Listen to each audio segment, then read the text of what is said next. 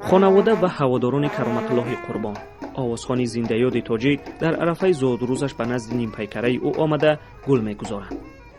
کرامتالله قربان 29 نوامبر سال 1961 در شهر کلاب به دنیا آمده است. از این رو در سطح ولایت ختلون و شهر کلاب 60 سالگی او را با جمع هواداران و خانواده‌اش جشن گرفتند. اگر عمر وفاگی میکرد امروز پدر بزرگوارم به 60 میدار آمدند. صد افسوس که در بین ما نیستند، لیکن سیمای آن کس، آواز ناتکراری آن کس در دل و دیده مردم تاجیک جایگیر است. اینجا یار و دوستان و هواداران کرامتالله قربان فیلم مستند آماده کرده او را تماشا دارند.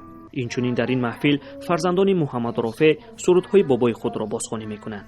استادان کالج صنعت هم گفتند که بیشتری دانشجویان آنها با سبک او پیروی میکنند. در وقت تمرین و مشق‌های سرودخوانی دانشجویان کالج ما حتما از مکتب کرامتالله قربان مشق تمرین میکنند.